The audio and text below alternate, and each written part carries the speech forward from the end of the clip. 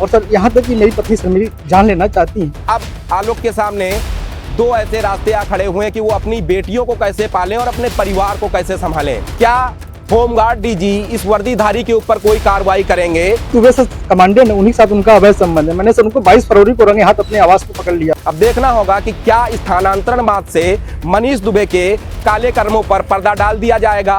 ज्योति ये बखूबी जानती थी कि अब आलोक मौर्य सफाई कर्मचारी की नौकरी करेंगे। उनकी बेटियां हैं सर और मेरी बेटियों से मिलने नहीं दिया जा रहा है सर। वर्ष 1999 में रिलीज हुई सूर्यवंशम फिल्म आप सभी ने देखी होगी। सूर्यवंशम का एक किरदार ऐसा था जिसने हम सभी के दिलों को मोह लिया था। उस किरदार का नाम था हीरा ठाकुर और दूसरा जो किरदार था वो हीरा ठाकुर की पत्नी राधा का था। राधा यानी कि सौंदर्या, जो राधा का अभिनय कर रही थी। कहीं ना कहीं उसका एक जीता जागता उदाहरण आज फिर से हमारे समाज में नजर आ रहा है। नमस्कार, मैं हूं आपके साथ नीलेश चौहान और आप देख रहे हैं मैं मेरी पत्नी वो का एक नया पार्ट। आज हम बात करेंगे उस परिवार की जिसने अपनी बहू को पढ़ा लिखा कर एसडीएम बनाया।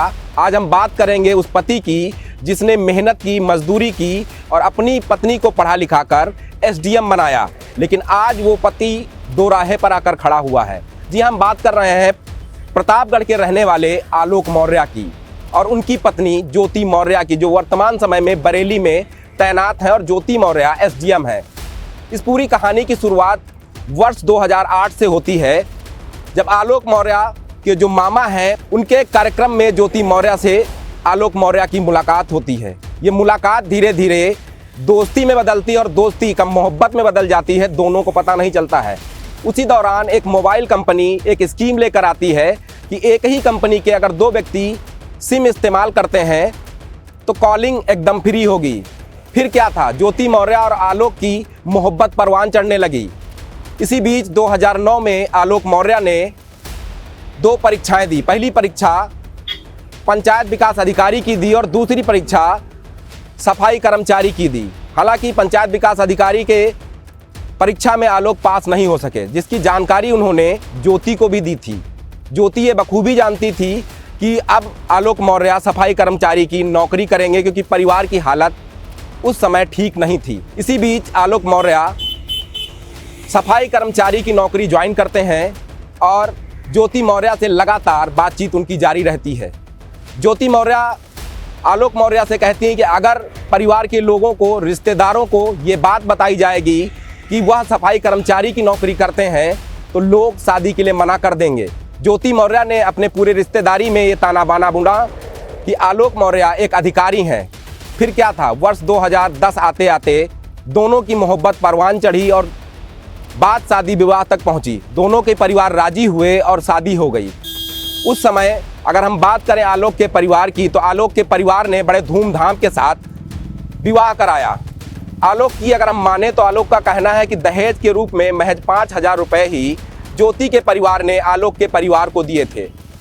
हालांकि ज्योति पढ़ने लिखने में ठीक थी। इसको देखते हुए आलोक मौर्य ने ज्योति की पढ़ाई को आगे जारी रखने के लिए प्रयागराज की ओर रुख किया और ज्योति की पूरी पढ़ाई का खर्चा उठाना अपनी जिम्मेदारी समझा। इसी बीच ज्योति के परिवार के लोग भी आलोक मौर्य के परिवार के साथ रहने आ जाते हैं, क्योंकि बताया जाता है कि ज्योति मौर्य के परिवार की हालत उस समय बिल्कुल ठीक नहीं थी। आर्थिक स्थिति ठीक ना होने के कारण वह अपने बेटी के ससुराल में आकर रहने लगते हैं और दामाद यानी कि आलोक मौर्य पूरे आवभगत में लग जाता है। वो घर का काम भी करता है, सफाई कर्मचारी का काम भी करता है और मेहनत मजदूरी करके ज्योति को पढ़ाता है। इसी बीच ज्योति डीएलएड की परीक्षा देती हैं और रिजल्ट नहीं आता है। 2012 में उत्तर प्रदेश सरकार की तरफ से एक नोटिफिकेशन जारी किया जाता है, जिसमें कहा जाता है कि वह लोग अध्यापक बनने के लिए आ रहे होंगे जिन्होंने परीक्षाएं पास की हैं। फिर क्या था, देखते ही देखते ज्योति मौर्य ने एक फ्रॉड तक कर डाला। जिस परीक्षा को उन्होंने पास नहीं किया था उस परीक्षा का पूर्णांक भरकर आवेदन कर दिया। लेकिन इसी बीच पूरी भर्ती प्रक्रिया को कोर्ट ले जाया जाता है। कोर्ट भर्ती प्रक्रिया पर रोक लगाती है। कुछ सालों बाद उस भर्ती प्रक्रिया को बहाल किया जाता है। तब तक ज्योति मौर्य भी अपनी परीक्षा पास कर चुकी होती हैं। फिर क्या था, फर्जी दस्तावेजों के सहारे ज्योति मौर्य अध्यापक बन जाती हैं और अध्यापक बनने के साथ साथ कई महीनों तक वो तनख्वाह भी उठाती हैं। इसी बीच उनकी पढ़ाई निरंतर आलोक जारी रखते हैं और 2 बच्चे उनके परिवार में है, जो जुड़वा हैं, 2 बेटियां हैं जो 9 साल जिनकी उम्र है। अब आलोक के सामने 2 ऐसे रास्ते आ खड़े हुए हैं कि वो अपनी बेटियों को कैसे पालें और अपने परिवार को कैसे संभालें, क्योंकि 2015 में जिस पत्नी को पढ़ा लिखा कर एसडीएम बनाया था, अब 2023 आते आते वो पत्नी बेवफाई पर उतर आई है। बेवफाई ऐसे नहीं, एक वर्दीधारी मनीष दुबे होमगार्ड कमांडेंट है जिसके प्यार में पागल होकर ज्योति अपने ही पति से बगावत कर बैठी हैं। ज्योति को ये भी नहीं मालूम है कि उनके 2 9 साल की बेटियां जो नाबालिग हैं, उनको ये भी नहीं पता है कि उनकी माँ क्या करने जा रही है। आलोक अपने परिवार को टूटता हुआ देखकर शासन प्रशासन में गुहार लगाता है। लेकिन हैरानी वाली बात यह है, शादी के करीब 12 साल बाद ज्योति मौर्य ने अपने ही पति आलोक मौर्य पर गंभीर धाराओं में मुकदमा दर्ज कराया है। ये मुकदमा प्रयागराज में दर्ज किया गया है और आलोक मौर्य जो कि ज्योति का पति है, वो लगातार शासन प्रशासन और वर्दीधारियों से ये गुहार लगा रहा है कि उसकी तरफ से भी ज्योति मौर्य पर मुकदमा दर्ज किया जाए। लेकिन शासन प्रशासन ने ये हिमाकत नहीं उठाई कि आलोक मौर्य जो एक पीड़ित पति है, उसकी प्रार्थना पत्र पर कोई तहरीर दर्ज कर सके। हालांकि ये पूरा मामला अब सोशल मीडिया पर वायरल है। 2010 में जिस ज्योति के साथ आलोक ने विवाह किया था और 7 फेरे घूमे थे और 7 जन्मों तक जीने मरने की कस्में खाई थी, आज वही ज्योति मौर्य 2023 आते आते अपने ही पति से बेवफाई पर उतर आई हैं। सोशल मीडिया पर तमाम तरीके की ऑडियो भी वायरल हो रही हैं, जिसमें वो अपने पति को तलाक देने की बात करती हैं और पीछा छुड़वाने की बात करती हैं। कहीं ना कहीं अगर हम इस पूरे किरदार को देखें और हीरा ठाकुर के किरदार को देखें तो आलोक मौर्य ने बिल्कुल हीरा ठाकुर वाला किरदार निभाया है। लेकिन अगर हम ज्योति मौर्य की बात करें तो राधा बिल्कुल भी नहीं बन पाई हैं, क्योंकि मुसीबतों में जिस हीरा ठाकुर ने राधा को पढ़ा लिखा कर आईएएस अधिकारी बनाया था, राधा ने कभी उस हीरा ठाकुर का साथ नहीं छोड़ा। लेकिन यहाँ उसके विपरीत है, जो वास्तविक दुनिया है, जहाँ पर एसडीएम महोदया अपने ही पति का साथ छोड़कर एक वर्दीधारी होमगार्ड कमांडेंट मनीष दुबे के साथ इश्क लड़ा रही हैं। वो भी इस उम्र में लड़ा रही हैं जिस उम्र में ज्योति मौर्य का विवाह आलोक के साथ हुआ था। वर्ष था 2010। उस समय अगर हम मनीष दुबे की बात करें तो 2010 में Manish Dubey inter first year की परीक्षा पास कर रहे थे। कहीं ना कहीं अपने उम्र से कम वर्दीधारी से इश्क लड़ाना ज्योति मौर्य का सोशल मीडिया पर चर्चा का विषय बना हुआ है। तमाम लोग एक मुहिम चला रहे हैं कि पीड़ित पति को कैसे न्याय दिलाया जाए। तो तमाम लोग ये मुहिम चला रहे हैं कि अगर अपनी पत्नी को पढ़ा लिखा कर एसडीएम या आईएएस अधिकारी बनाते हैं तो कहीं ना कहीं वो पत्नी भी आपका मिडिल स्टेटस देखकर आपको पीछे छोड़कर किसी और के साथ इश्क न लड़ाने लग जाए।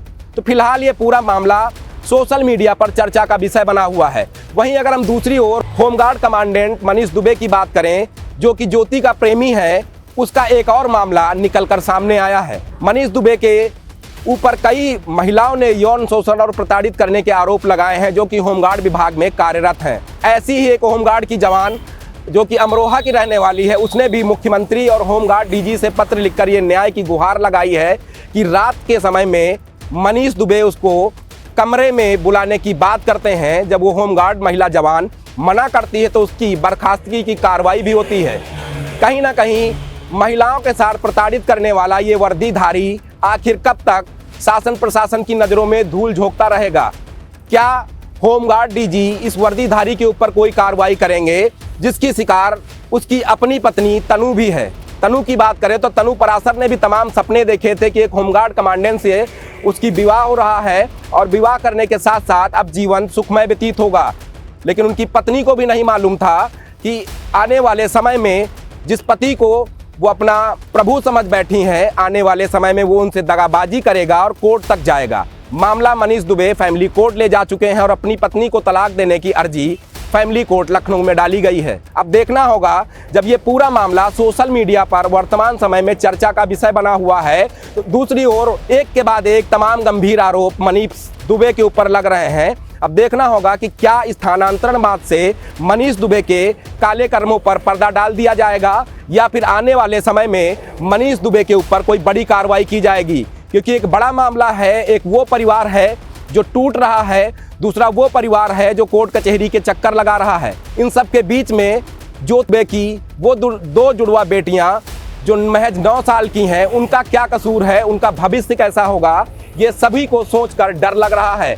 आलोक मौर्य इसी को लेकर तमाम जगह लगातार शिकायतें कर रहे हैं और न्याय की गुहार लगा रहे हैं।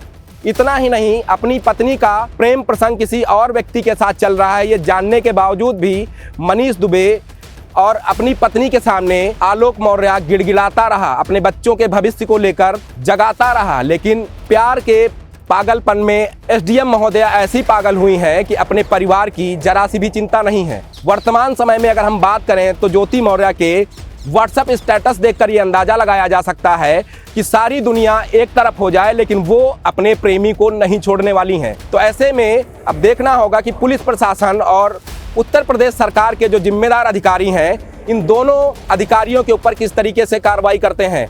दूसरी ओर अगर हम ज्योति मौर्य की बात करें तो ज्योति मौर्य ने अपनी काली कमाई से एक आलीशान कोठी बनाई है जिसकी कीमत करोड़ों में बताई जा रही है। हैरानी वाली बात यह है कि नौकरी के महज कुछ सालों के बीच में ही इतनी मोटी रकम ज्योति मौर्य के पास कहां से आई। इतना ही नहीं, उसने अपनी मां और बहनों और भाइयों के अकाउंट में भी पैसे को ट्रांसफ़र किया है।